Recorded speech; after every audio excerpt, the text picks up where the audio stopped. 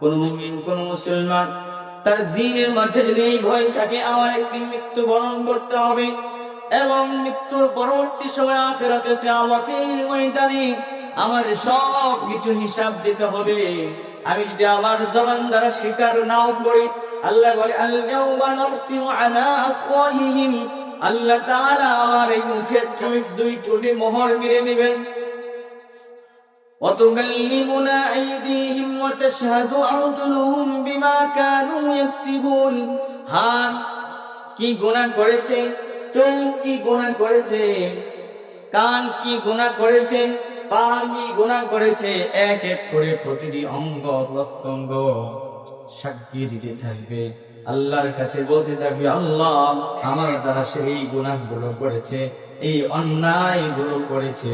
সুতরাং কোন মুমিন মুসলমানের দিলের মাঝে যদি এই ভয় থাকে, কাল কিয়ামতের ময়দানে লুকোচুরি খেলার কোনো সুযোগ নাই, ধামাচাপা দেওয়ার কোনো সুযোগ নাই, সুদ ঘেঁষে দোষের কোনো লেনদেন নাই, আল্লাহ তাআলার কাছে কোনোভাবে বেঁচে যাওয়ার কোনো সুযোগ নাই।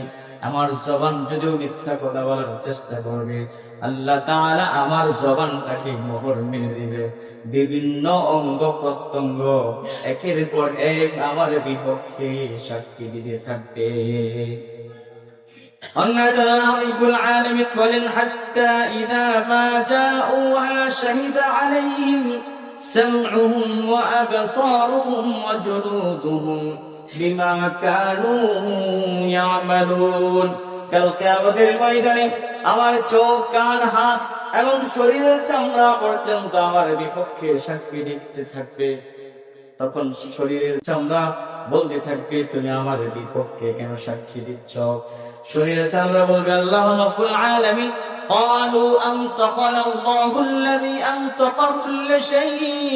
আল্লাহ রাব্বুল আলামিন আমাকে বাক শক্তি দান করেছেন, যাতে করে তুমি আমার দ্বারা যা যা করেছো আল্লাহ তাআলার কাছে সেগুলো বলে দিয়ে বাঁচার কোনো সুযোগ। বলেন, কাহার যদি মৃত্যুর ভয় থাকে, মৃত্যুর পরবর্তী যে জীবন আখিরাত কিয়ামতের ময়দানে হিসাব নিকাশের ভয় থাকে, তাহলে সে কখনো গুনাহ করতে পারে? এই জন্য মৃত্যুকে বেশি করে কি করতে হবে? স্মরণ করতে।